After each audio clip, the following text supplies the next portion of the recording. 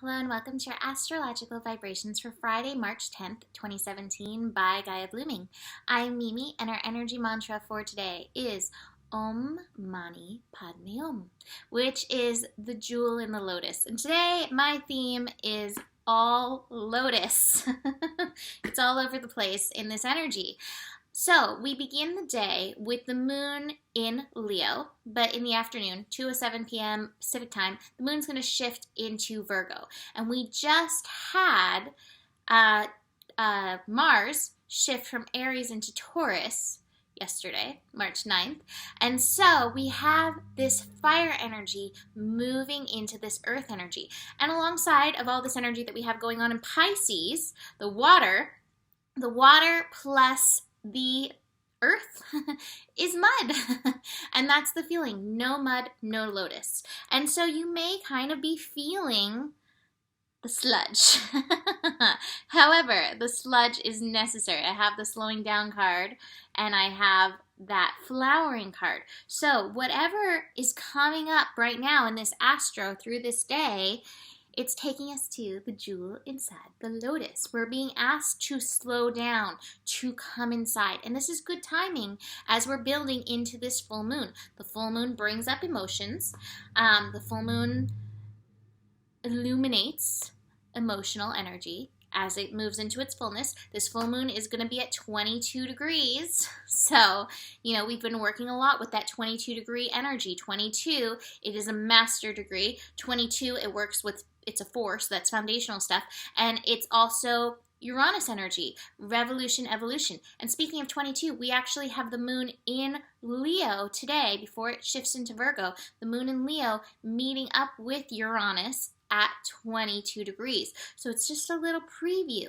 So notice as you move through this energy, what's coming up. Now that's happening, that moon-Uranus connection, it's happening around midnight Pacific time, like early in the day, early in March 10th.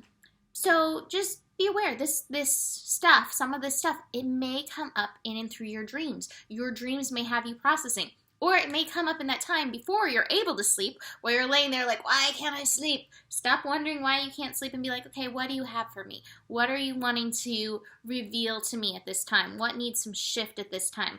What can I Om Mani Padme Om in this energy? Where can I find this jewel in this energy? So before the moon shifts, it's also going to meet up with Saturn. Saturn, 27 degrees Sagittarius. And so this to me, we keep talking about this 9. We keep talking about this passion energy.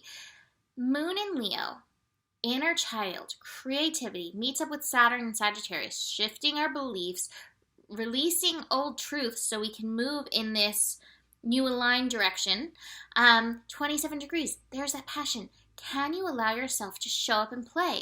Do you have that belief of play being important in your life? Are you still, holding on to the old ways? I love this card that I have from Inner Child Tarot today. It's the Child of Crystals. And so this is a nice little combination. Here we have Huck Finn.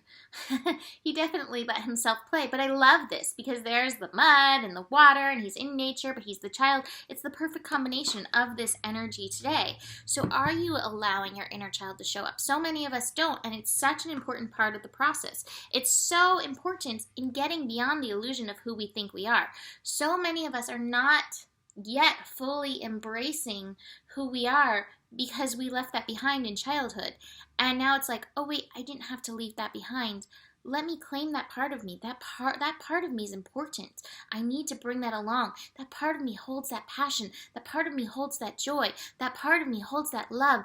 And all of that is needed. So if you're being asked to slow down and get a little muddy, get into the sludge, this is helping you. This is supporting you. So then, like I said, moon will shift into Virgo.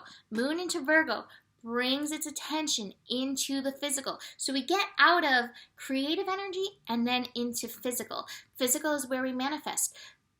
Moon in Virgo brings the attention to the physical body.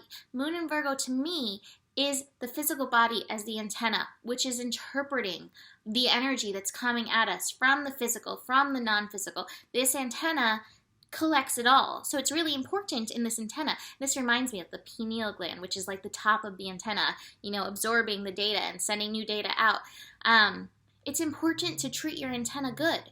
It's important to be nice to your body so that you can work through this sludge, so you can lotus up instead of leveling up, so you can lotus up through this energy.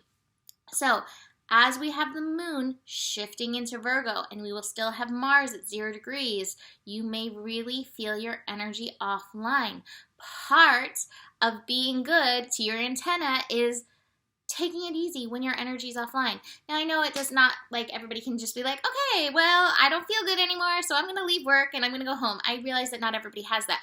But recognize this. Don't get frustrated with yourself. Instead, be present with yourself and be like, hey, I'm going to give you rest tonight. I will take it as easy today. Now, I will treat you good. I will give you some nice, good foods, some nice, good healing foods. Be good to your antenna. Treat it like, one of my favorite things to tell people who are struggling with body stuff, what if you treated your body like your pet? Because I think it kind of is. It's kind of a little pet. It's like my little pet Lala. If she's tired, I'm like, rest, Lala, rest. She wants food, which she's very vocal about. I'm like, hey, I got you. I get you food. So can you treat your body like your pet? That may be your goal as we move into this full moon, moving from this inner child into this physical realm. Now, supporting all of this is Mercury Conjunct Chiron. So Mercury bringing in understanding, bringing in possibly some higher esoteric understanding. Here's the understanding card. I love it. Is connecting with Chiron, which is the wounded healer. And I love this because this is in the opposite sign of Virgo. Pisces and Virgo are opposite. And so this is bringing in higher knowledge, higher understanding in this energy. Listen to what's coming through for you. You may not understand it.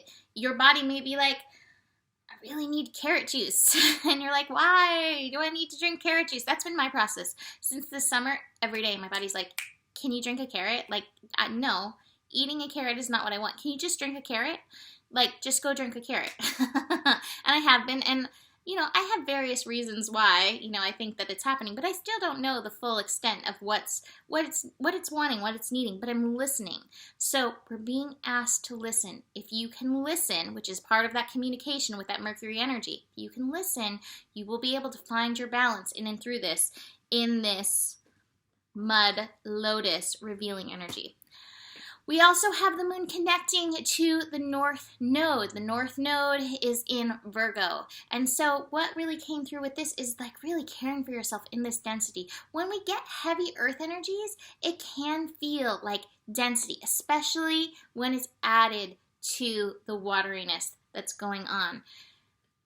You don't have to power through it. You don't have to pretend your way through it. Get beyond the illusion that you have to pretend that you are anything that you're not. That's not how you're going to bloom. Slow down, be present, take off the mask, be real with yourself, bring yourself understanding, and then bring others understanding too. Again, we all feel these energies on a different way. This is the large interpretation of things, what's going on. But, somebody who's a Virgo may feel this like, oh yeah, I feel this good. I feel empowered because here's the moon in my sign. Whereas a Sagittarius is like, oh, I'm kind of feeling this. It's, this Virgo energy is square Sagittarius. I'm kind of feeling this like the shoulds coming up in me. We feel it in different ways. So realize we're all feeling this density in one way or another. But all you can do is really support yourself in how you're working through it and then provide understanding. And meanwhile, remember the wisdom of our little nature child, Huckleberry Finn, because Huck is saying, let your adventurous spirit roam, hike through the woods, leave the world of civilization for the great outdoors. Huck is saying, get in touch with the earth. The child of crystals is the child of earth. So it's just saying, hey, you're this earthly being at this time. We're here on earth. Enjoy earth. Let earth support you in this. And if you don't feel like going outside, maybe this is a good time for like a mud mask or something that nurtures you in that way. So that's it for today. Book a reading if you want to dive in deeper. We're building into this full moon. Be kind to yourself, and I will see you tomorrow. Namaste.